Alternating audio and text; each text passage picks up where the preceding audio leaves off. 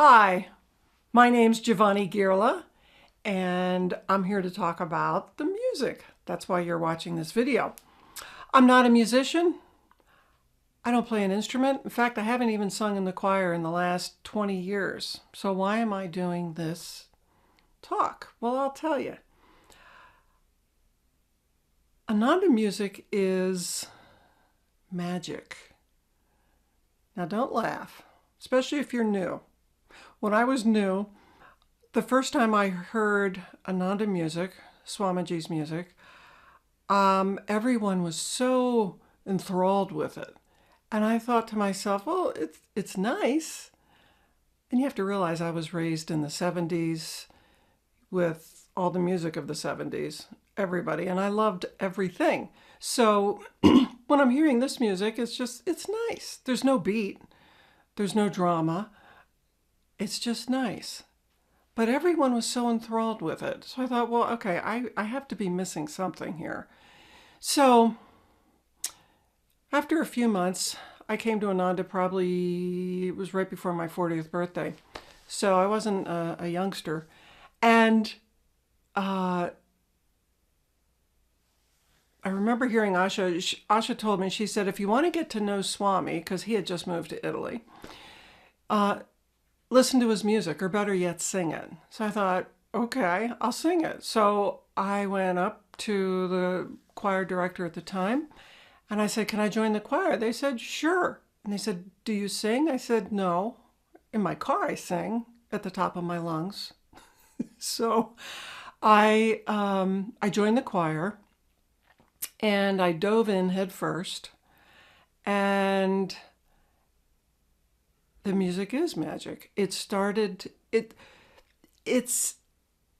a spiritual practice. When you sing Swamiji's music, it literally uplifts you. And I don't mean like airy-fairy uplifts you. I mean, it literally uplifts you. If you're on this path, you're watching this video, you have most likely, and if you haven't, read Autobiography of a Yogi, and then also read The New Path. It gives you a big background of what we're all about. And it's all about upliftment. And it's all about going for God. I don't mean God on the throne. And it's about becoming our true essence again. And this music will help you.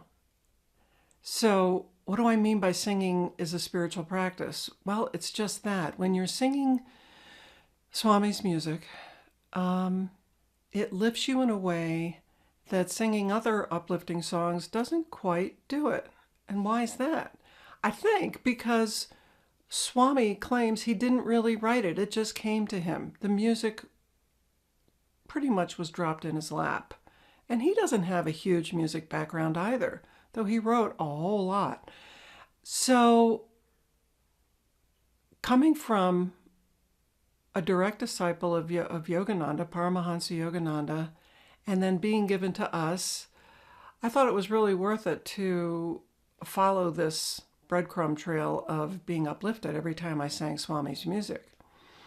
So I went in for it, and I sang every Sunday service. I went to every single choir, and every time I did it, I felt just so happy. But not like happy. I was happy, contented, joyful on the inside, which is what Ananda means, inner bliss. So the music takes you in a way from, when I know for me, listening to music was always about what's it going to do for me? I'm going to listen to it, and I'm going to, go on this journey with whoever wrote it. But Swami's music is taking you on a journey, but it's a very special one, and it's just like the Ananda symbol. If you see that the symbol of Ananda is the bird who goes out into the world and then comes back in. So the music takes you out, uplifts you, and brings you back into your heart to a much deeper place. And it just keeps taking, the more you do it, the deeper you get. Just like with meditation and just like with any spiritual practice, it'll get you to a much deeper place. I know for me and many new people when they come here, they they hear the music and they go, well, let's do this and let's just change that note there, or let's speed this up or slow this down. They want to make changes, and I totally understand that. But don't. Swami wrote this as he heard it very specifically from, I believe, a higher realm. And when you alter that, you're going to change the vibration. When you change the vibration, the music won't have the same effect. Here's a case in point.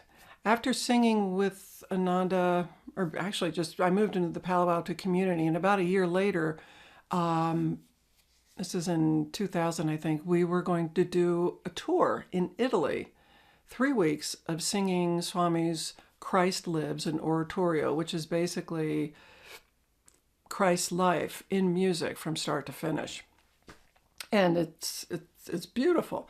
So I thought, oh, I'm Italian, I'm half Italian, I want to go to Italy, I love to sing, we'll be with Swami, what could be better? Well, there were 60 of us, we all went to Italy, and we sang the Oratorio, I think it was like every other night, and we were traveling on a giant bus, traveling all over Italy. We'd go into these beautiful basilicas with incredible acoustics, and we would sing the Oratorio. And I had to quit my job because it was 3 weeks. I didn't quit. That's right. I asked for a long vacation. It was 3 weeks. Told my manager, I'll be back. And I was. So we did this for 3 weeks. I'll get back to the job in a minute. And it was, I can't even describe how it affected me, because it was like suddenly everyone just went up and we just stayed there. And at the end of every performance, Swami would come out on the stage and he would sing a few of his other songs. And every single place, I'm not exaggerating, we had a standing ovation. One woman went up to Swamiji, and he speaks fluent Italian, if you didn't know that. And she told him, she said, I didn't understand anything, but it was beautiful. It was beautiful. And that was kind of the reception that we got from singing the Oratorio. So if it did that for them, imagine what it was doing for us. Well, little did I know, it was changing me on a cellular level. Well, why do I say that?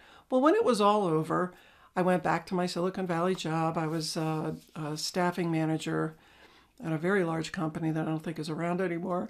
And I went back to my cube and addressed my staff, and everything was doing fine. And I did everything I could to, get back on the saddle. I couldn't. I could care less about recruiting, high tech. It was like, who cares? I just want to go back to that realm that I was in. So I thought, well, this is what happens sometimes when you go away on a vacation. You're just, you're enthralled with what you just went through, and it takes a while to decompress. Well, 3 weeks, 4 weeks passed. Nothing's happening but my desire to get out of there. I thought, this is so weird. So while we were in Italy, I'm going back, while we were in Italy, my husband, Nayaswami Premdas, was asked to stay in the Assisi retreat because he has a background in running 5-star hotels and cooking, and, he has a huge chef background. So he opted to stay and help the Assisi retreat. We have a retreat in Assisi with the summer crowds and cooking and just helping the retreat. So we agreed that I would go back and he would stay there. And so now fast forward back to at my high-tech job, really having a hard time carrying one iota. And I called him in Italy. I said, do they still need another cook over there? And he said, yeah. Who do you have in mind? I said, me. He said, you? I said, yeah. I said, I can't do this anymore. I just can't. I'm really sorry, but I can't. And he said, oh, what about your job? What about the money? I said, we'll figure it out, because I was making pretty good money back then. And so I quit. I quit my job, went back to my manager. I said, I got to leave. She says, what do you mean? I said, I'm going to quit. I'm going to go to Italy for the summer. She goes, I can't keep your job. I said, I don't expect you to keep my job, but I can't. I just have to go. So she let me go. well, she didn't have a choice, but I left and went to Italy, spent the summer there. And Italy was just, that's a whole other story, but it was just wonderful. And Swami was there as well. And eventually we moved back here to Ananda Village. That's where here is, in Northern California. And I never looked back. I joined the choir here, continued singing until I took on a management job, and it was just, the commitment to the choir and getting the expanding light cooking was too much, and I couldn't do both, so I had to drop the choir. So that's why I haven't sung in 20 years. And then other things in life came along. But the one thing that has stuck with me is how Swamiji's music has influenced my life in a way of keeping me uplifted, in tune with God and Guru, so that I can continue and hurry on my journey back home to where I came from. So I thank you for listening, and I thank Swamiji for writing all this amazing music and books and creating this place, heaven on earth that I live. And not that it doesn't have its challenges. Anywhere you go, you're going to have your challenges. But it is, it's just a journey I'm so happy I took. So if you want a shortcut to being uplifted, if you're in a bad mood, listen to some of Swamiji's music. You'll find something that kind of fits the mood. Anyway, thanks for listening, and many blessings to you all.